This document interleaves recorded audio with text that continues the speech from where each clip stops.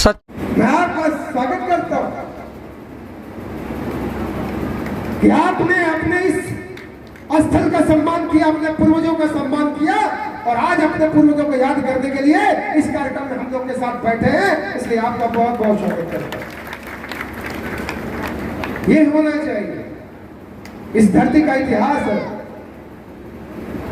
लेकिन जिसके अंदर खून नहीं होगा वो कहां से आएगा? जिसके अंदर खून नहीं होगा वो नहीं आएगा, आएगा भी तो दिखा के चला जाएगा। इसका मतलब है कि उसका खून, कौन बोल रहा था? चाचा बोल रहे थे, कौन बोल रहा कि जिसके अंदर खून होगा वो दोनों हाथ उठा करके बोलेगा भारत माता की। लेकिन कुछ लोग आते हैं, दिखावा दे करके चले जाते हैं। अरे चंदौली पार्लियामेंट में ही अजगर भी आता है। 16 अगस्त को यहां शहादत हुई और 17 अगस्त को चोलापुर थाने में भी शहादत हुई। 5 लोग शहीद हुए थे। अगर हमको इतिहास नहीं पता है अंजनी भाई, तो थोड़ा अपने पार्टी के लोगों को बताइए। या आप लोग इतिहास नहीं जानते कि शहीदों का इतिहास क्या रहा है? कि सांसद होने के बाद भी पार्लियामेंट के इतिहास को ही भूल गए। बाकी की तो बात ही मैं नहीं करूंगा। मैं तो सोचा कि समझदारी होगी, समझदारी होगी, शहीदों का सम्मान होगा, लेकिन दुर्भाग्य है ऐसे लोग भी जनप्रतिनिधि बन जाते हैं। दुर्भाग्य कि जिनको शहीदों के इतिहास के बारे में नहीं पता हो तो देश और समाज की सेवा क्या करेगा? देश और समाज की सेवा वही करेगा जो इतिहास को याद रखेगा, जो शहीदों को याद रखेगा, उनको नमन करने का काम करेगा। देश और समाज की वही सेवा कर सकता है। देश और समाज की वही सेवा कर सकता है। ये भाव होता है, वोट की राजनीति नहीं होती है। चुनाव आता है, आप पॉलिटिक्स करो, राजनीति करो, आपका स्टेज है, आपका मंच है, लगाओ, भाषण दो, लेकिन भारत माता को मत बोलो, हमारे झंडे के बारे में मत बोलो, हमारे राष्ट्रगीत के बारे में मत बोलो। कहीं ना कहीं आपके अंदर देशभक्ति की भावना नहीं। प्रमुख जी कह रहे थे चंदे की बात। अरे चंदे दिए होते तो समझ में आता, चंदा तो दिए नहीं और चंदे का हिसाब मांगते।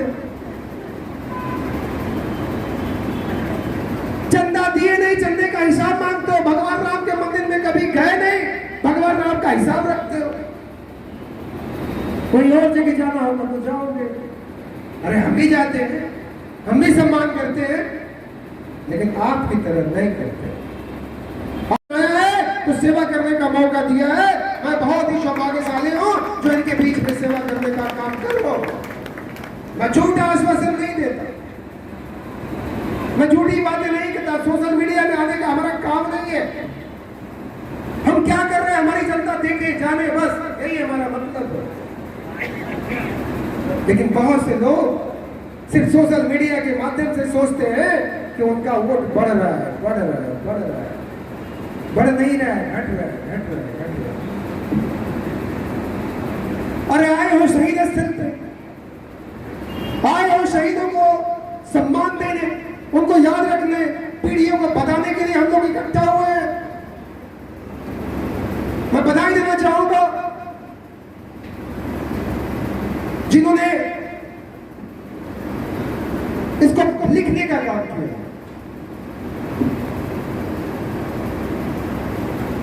डॉक्टर वीरेंद्र प्रताप सिंह जी, इन्होंने 7 पन्नों में लिखा है।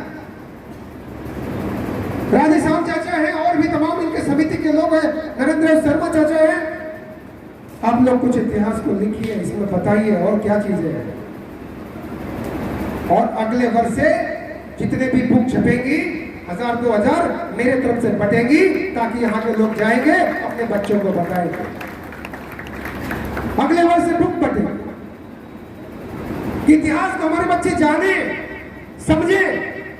आज हमारी जो जेएनजी गुमराह है, क्यों है?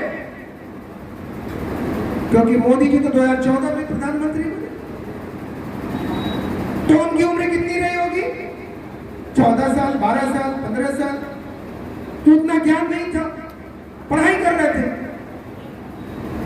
10 साल हो गए, 12 साल हो गए, उन्होंने देखा कि डेवलपमेंट दुनिया बहुत आगे चली गई है, हिंदुस्तान बहुत आगे नहीं गया। जरूर दुनिया बहुत आगे गई, हम उसके मुकाबले पीछे हैं, ये हम भी मानते। लेकिन पहले के लोगों ने क्या किया? पहले के लोगों ने इस देश को कितनी ताकत दी। मैं किसी दल, किसी पार्टी की बात नहीं करता हूं, हम बहुत पीछे। लेकिन आज इतनी बड़ी ताकत होने के बाद, इतनी बड़ी जनसंख्या होने के बाद भी हम पीछे थे। लेकिन मोदी जी ने आर्थिक स्थिति का स्तर आपका बढ़ाया है, डेवलपमेंट का स्तर आपका बढ़ाया है, सेना की ताकत को